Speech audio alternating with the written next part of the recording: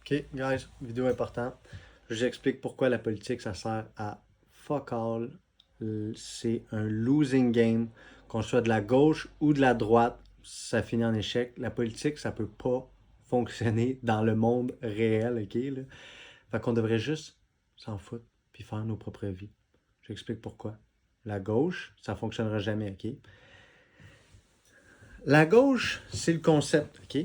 C'est le concept que l'État va offrir des services à la population, qu'on va se mettre ensemble, puis qu'on va tous contribuer, on va tous mettre de l'argent dans un pot, puis là ensuite, il y a quelqu'un qui va redistribuer ça en services. Fait qu'on se met tous ensemble pour se payer, on contribue tous pour se payer une grosse hôpital avec du staff, on se paye tous ensemble pour payer pour l'école du village, puis tout ça. C'est ça le concept à la base de la gauche au final. C'est l'État pourvoyeur de services. Je résumais ça dans ces mots-là. Fait que ça, c'est une merveilleuse idée conceptuelle, OK? Puis évidemment, il y a des gauches, il y a un level à toute chose gauche-droite, OK? Puis ça, c'est ça, c'est une merveilleuse idée sur papier. Le problème, là, même quand on lit Marx, là, by the way, c'est sharp, c'est bon à lire, là. Mais pourquoi ça fonctionne pas? Puis ça fonctionnera jamais. Puis pourquoi coup après coup, ça se résulte en génocide quand c'est du communisme. OK? Fait que il me semble que si quelque chose à l'extrême, c'est toujours un génocide empiriquement, c'est peut-être pas assez dangereux. J'explique pourquoi la gauche, ça fonctionne pas. Ce concept-là est insane. Le problème, c'est la responsabilisation de l'individu, OK?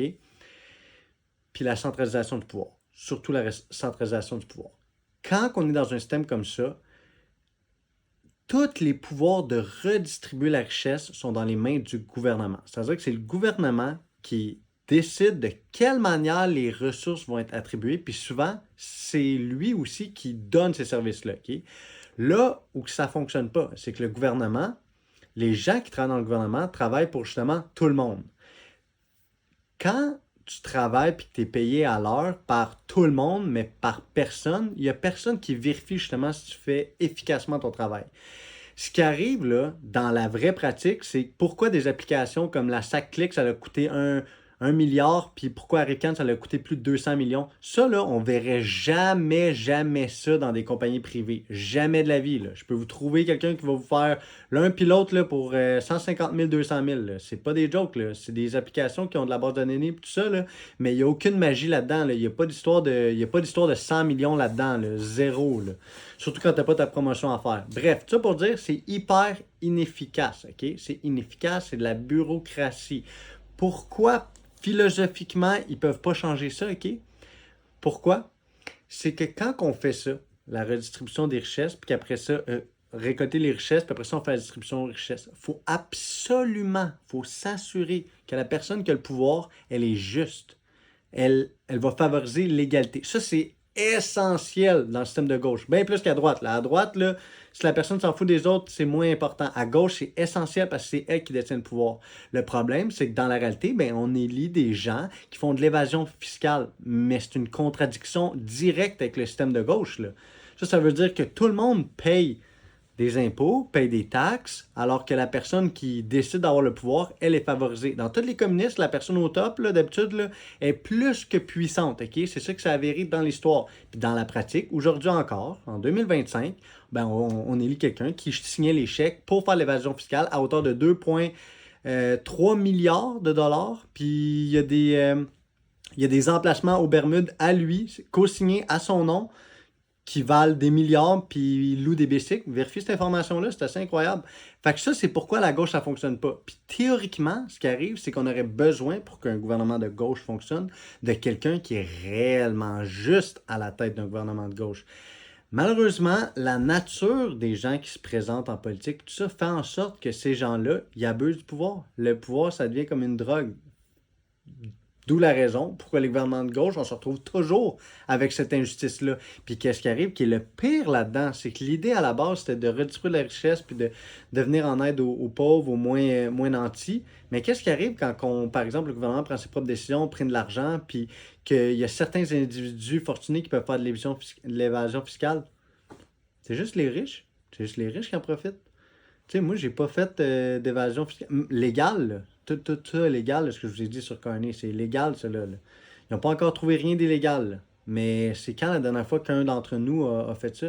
De l'évasion fiscale légale en Suisse ou aux Bermudes parce que tu sais, je me suis bâti une entreprise là-bas, puis j'ai dit, hey, regarde, reçois mon argent. C'est pas nous, là. C'est les ultra riches. Malheureusement, c'est ça qui se passe tout le temps avec un gouvernement de gauche. C'est toujours ça. Ça marche pas. Ça peut pas fonctionner parce qu'il y a un conflit moral entre les intérêts de tous et les intérêts individuels. Ok, guys, message d'intérêt général. Là, il faut absolument que j'explique pourquoi la droite non plus, ça fonctionne pas. À elle seule, elle mène inévitablement à l'injustice et au chaos. Fait que je rappelle que dans mon dernier vidéo, je disais que la gauche, ça fonctionne pas. Principalement pour deux raisons. La déresponsabilisation de l'individu et la centralisation du pouvoir. On se rappelle que pour qu'un gouvernement de gauche fonctionne, ben, il faut qu'il y ait un arbitre, si on veut. Quelqu'un qui va distribuer les ressources, qui va récupérer et distribuer les ressources à l'ensemble de la population. Et dans le cas où cet arbitre-là est corrompu ou il fait de l'évasion fiscale ou autre, ben, on a un problème parce que le pouvoir est centralisé dans une seule et même entité. Fait que ces deux problèmes-là, en théorie, la droite va résoudre ça. Fait que je vais commencer à dire qu'est-ce que la droite fait de bien. Fait qu'il y a la responsabilisation de l'individu. À la base, là, la droite économiquement, là, si on le résume vraiment simplement, ce que ça veut dire, c'est moins d'intervention de l'État. Tout simplement. Fait que les politiques de droite, les partis politiques de droite, en gros, ce qu'ils veulent, là, c'est qu'il y ait moins d'intervention de l'État. Fait que moins d'impôts, moins de taxes, moins de réglementation. L'idée derrière ça, puis ça vient beaucoup d'Adam Smith avec sa théorie de la main invisible, c'est de laisser la population s'auto-réguler, si on veut. S'il y avait une valeur qui résume la gauche, c'est l'égalité. Okay? Égalité. Et s'il y a une valeur qui résume la droite économique, c'est la liberté. Fait que la liberté individuelle, l'autonomie, le pouvoir. Évidemment, dans la droite économique, il va y avoir une autre responsabilité individuelle. Un point qui est vraiment important, deux éléments importants qu'on a dans la droite qui se retrouvent beaucoup moins, si on veut, dans le régime de gauche, c'est la méritocratie puis la compétition. Okay? Fait que la méritocratie, là, ça se résume assez simplement. La théorie de la droite, c'est qu'en fait, si on récompense les individus, c'est ça que ça veut dire la méritocratie, ben ça va contribuer à l'ensemble de la société. Fait que un exemple de ça, c'est, mettons, les médecins ou encore mieux, un entrepreneur qui sacrifie un salaire à court terme pour faire un potentiel revenu à long terme parce qu'il résout un problème de la société. Fait que là, il va être récompensé pour ça. Fait que l'économie va récompenser les comportements positifs. Puis le degré auquel, par exemple, un entrepreneur va répondre aux vrais besoins de la société, c'est le degré auquel il va être récompensé. Fait que plus ta contribution, ton produit sert aux gens, ben plus tu vas accumuler de la richesse. Fait que ça, c'est l'idée, en fait, de cette méritocratie-là, qu'on le voit comment ça peut fonctionner. On a eu des exemples aussi, un exemple probant empiriquement, mettons, Corée du Nord, Corée du Sud, qu'est-ce qui s'est passé là il y a des décennies? Ben, il y a un côté qui a décidé d'avoir un régime politique communiste versus un régime capitaliste. Qu'est-ce qui est arrivé? Ben, en Corée du Sud, maintenant, on a des normes sociales, on est beaucoup plus de gauche, une distribution de la richesse, parce qu'il y a eu cet accroissement-là de la richesse qui a eu lieu en Corée du Sud versus en Corée du Nord, ben, on a un bourreau à la tête d'un régime communiste. Fait que cette méritocratie-là, ça permet aux gens justement de s'élever individuellement et de contribuer à la vie commune. Le deuxième élément important, c'est la compétition. Okay? La compétition est vraiment présente dans cet axe-là.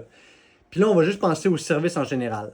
Si j'offre un service comme de la santé ou peu importe, et que j'ai pas de compétition, ben il va avoir tendance justement à avoir un service qui est moins bon. Versus dans le privé, par exemple, si j'offre des services de climatisation puis je donne pas un bon service, ben les gens vont pas me laisser un bon review. Si je charge trop cher, il y a quelqu'un d'autre qui va arriver puis qui va me remplacer, il va offrir un meilleur service. À la fin, ceux qui profitent d'un meilleur service, ben c'est les consommateurs. Puis là, on parle de politique, fait que les consommateurs, c'est la population. C'est eux qui vont profiter d'un meilleur service si on décentralise. C'est littéralement ça l'intention de la droite. C'est décentraliser le pouvoir parce que le gouvernement est censé être plus petit. Il est censé couper dans ses services. Ça, c'est pas tout à fait intéressant côté marketing-wise de dire hey, on va couper dans tout, mais c'est ça qu'un gouvernement de droite est censé faire pour laisser l'autonomie aux gens. Fait qu'en théorie, ça sonne bien beau tout ça. C'est parfait. C'est quoi le problème? Le problème, encore une fois, c'est dans l'application. Puis l'application de ça, c'est là où que le hic principal, c'est la dualité entre Je le répète, l'intérêt personnel et le bien collectif. Ça, c'est le gros problème de la droite. Par exemple, OK, au niveau de la compétition, ce qu'on voit littéralement, on laisse la main visible faire ces choses, puis les gens s'autoréguler. Qu'est-ce qu'on a vu en pratique? Bien, on l'a vu énormément en médecine et plus récemment en technologie. Mais ce qui arrive, c'est que les plus gros joueurs vont avaler les plus petits. Ça va donner ce qu'on appelle des monopoles. Fait un monopole, par exemple, comme je l'ai dit en médecine, ben, une fois qu'il y a une seule compagnie qui produit toutes les marques de médicaments, ben, qu'est-ce qui ne l'empêche pas de justement monter les prix s'il n'y a plus de compétition parce qu'elle les a rachetés? Puis des monopoles sont tout autour de nous, là. Microsoft, Google, Apple, Meta, Facebook ont tous un monopole dans une niche particulière. Ils sont en compétition dans d'autres, mais ils ont tous leur propre niche où ils ont un monopole. Le problème avec ça, OK? Parce que là, ce que ça résume, ça, c'est qu'on vient de... On a dit que dans la gauche, tout le pouvoir était centralisé dans le gouvernement. Mais là, maintenant, en théorie, on le décentralisait, mais on a un nouveau problème qui est centralisé dans des individus qui sont super riches. Fait que je vous apprends rien si je vous parle de l'écart de richesse entre les plus riches et les pauvres qui ne cesse de s'accentuer. Là où j'en venais, le problème avec ça, c'est justement cette dualité-là entre le fait qu'un intérêt personnel n'est pas nécessairement aligné avec le bien collectif. Le meilleur exemple auquel je peux penser face à ça, c'est l'environnement. L'environnement, c'est le genre de choses que tout le monde en profite. Okay? Tout le monde profite d'un bel environnement, d'un environnement sain. Pensez au Québec. Okay? La qualité de l'air, la qualité de l'eau est incroyable. Nos forêts, ça, on en profite tous de ça. Mais individuellement, il y a un incitatif à ne pas respecter ça pour son propre profit. Les entreprises, par exemple, dans un régime de droite, qu'est-ce qui n'empêche pas justement le gouvernement de vendre ses ressources d'eau potable? Ce qui se passe pas mal au Québec en fait. Et le ISB2 va acquérir cette eau potable-là. Et si par exemple c'est Coca-Cola, ben, il va le transformer pour faire ses fameuses boissons. Puis là, si on se retrouve comme le Mexique après 10-20 ans, ça c'est vraiment ce qui se passe là, ou qu'il n'y a plus d'eau potable pour la population. Mais là, c'est là qu'on voit cet exemple-là où il y a une compagnie qui s'est hyper enrichie, Coca-Cola, au détriment du reste de la société. Et ça, c'est le problème de la droite. Alors, je le répète, la dualité entre l'intérêt personnel et le bien collectif qui ne sont souvent pas alignés ensemble. On se retrouve avec des acteurs qui ont justement autant de pouvoir qu'un gouvernement. L'exemple de Facebook en est un excellent. On peut vraiment faire des parallèles pour dire que Facebook, c'est un gouvernement. Facebook, s'il décide de vous shut down, vous êtes cancellé. Là. On rentre sur Facebook, on a les propres règles. Et Facebook, dans les dernières élections, que ce soit pour Trump, que ce soit pour Biden, il y a eu une immense implication dans ces élections-là. Fait qu'on le voit à quel point un acteur qui a beaucoup de pouvoir peut changer les choses. C'est pourquoi la droite mène à l'anarchie, parce qu'en fait, la seule vraie anarchie, c'est une anarchie de droite. Parce que à la gauche, je trouve ça toujours drôle quand j'entends ça, à la gauche, ben, il faut qu'il y ait quelqu'un qui distribue les ressources. Sinon, ça veut dire que personne ne fait rien. À la droite, si tout le monde faisait son gagne-pain, ben là, on se retrouverait dans une ultime anarchie où le plus riche a juste plus de pouvoir que tout le monde. On vient tout simplement de répartir le pouvoir des mains du gouvernement aux mains des plus riches aux plus puissants. Fait que là, c'est pick your poison. Bon, guys, j'ai dit que la politique, ça servait à rien, mais j'exagérais un peu, j'étais choqué. Mais en vérité, j'espère que vous avez compris de mes 2 dernières vidéos que l'idéologie, ça mène à rien. Fait que de penser que la gauche va résoudre tous nos problèmes ou que la droite va résoudre tous nos problèmes, ça ne fonctionne pas, OK?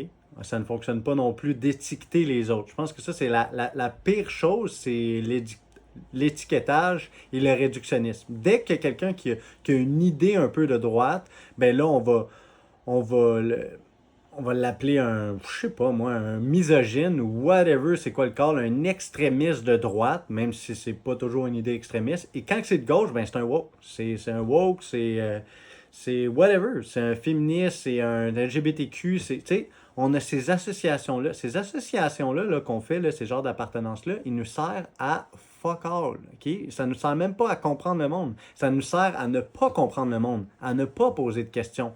Parce qu'en réalité, là, ce que j'ai voulu vous exposer, c'est que ça nous prend une combinaison des deux. On veut des limites du gouvernement. Tu sais, je parlais du monopole, ben, le gouvernement est très utile pour empêcher certains monopoles de se former puis de mettre certaines réglementations pour pas qu'on fasse ça. Le gouvernement a sa responsabilité de protéger nos ressources à l'interne parce qu'on ne veut pas laisser ça à des enchères aux entreprises. Fait qu'on veut une certaine intervention de l'État. Mais on veut aussi des économies de droite, là, parce que si on se retrouve pas si on se retrouve sans les économies de droite, ben il n'y en a pas d'innovation. Puis présentement, si je peux me prononcer là-dessus, moi j'ai l'impression qu'en ce moment, on a un problème de ça. On a un problème de ça. Le talent qu'on a ici au Canada, au Québec, veut migrer ailleurs. Là, c'est la réalité parce qu'il ne s'en passe pas d'innovation en ce moment ici. Parce que il y a plusieurs mécanismes, que ce soit les mécanismes justement de réglementation, d'impôts, de taxes, qui font en sorte qu'on coupe dans l'innovation. Puis là, ce que je veux dire par là, l'économie de droite, là, c'est pas de subventionner les entreprises. Au contraire, il n'y a pas de subvention d'entreprise dans un pur régime de droite parce que justement, on n'intervient pas. Fait que les grandes subventions que le gouvernement fait à des entreprises, puis après ça, c'est foireux après foireux. Regardez les nouvelles, Lyon Électrique, mais tu sais, c'est back à back. Là. Je ne suis pas capable de me souvenir d'un bon investissement du gouvernement dans une entreprise privée, je veux dire un gros investissement qui a porté fruit. Pourquoi? Bien, comme je l'expliquais, c'est le problème de la responsabilisation. Une entreprise qui travaille avec son propre argent va faire attention pour l'optimiser puis donner les meilleurs résultats. Si on travaille avec l'argent de quelqu'un d'autre, ben on travaille dans le vide, si on veut. Il n'y a pas de responsabilisation, d'imputabilité. Fait que dans un enjeu, par exemple, comme la construction, on veut plus de maisons. Faites-moi pas à croire que c'est le gouvernement qui va construire plus de maisons. Là. Ceux qui vont savoir comment construire des maisons, c'est des compagnies de construction. C'est des entreprises privées. Si on leur met moins de bâtons dans les roues, si c'est ce que vous voulez, là, si c'est ce que vous voulez de bâtir plus de maisons au Canada parce qu'on est un immense territoire, puis somehow, nos prix d'habitation sont rendus terribles, médiocres par rapport au reste du pays du G7, ben si ça c'est le problème que tu veux résoudre, ben tu as besoin d'un peu plus d'économie de droite pour résoudre ça. Puis ça, c'est tout simplement de voir objectivement la situation, puis d'avoir des consensus. Puis c'est correct de faire des essais, mais là où je veux en venir, c'est qu'il faut s'ouvrir l'esprit pour voir, OK, là, on veut prendre ça ici pour cet enjeu-là, cette solution-là, puis là, ici, on veut ramener ça. C'est pour ça que dans une chambre, ce qu'on veut, on veut pas une majorité d'une idéologie, puis contre l'autre idéologie. On veut ces consensus-là, on veut mélanger les gens de différents aspects. C'est quand on entend parler des agriculteurs, c'est quand qu'on entend parler, tu sais, débat des chefs, il n'y a pas de femmes. Tu sais, je veux dire, non, mais sérieusement, comment qu'on veut représenter 50% de la population?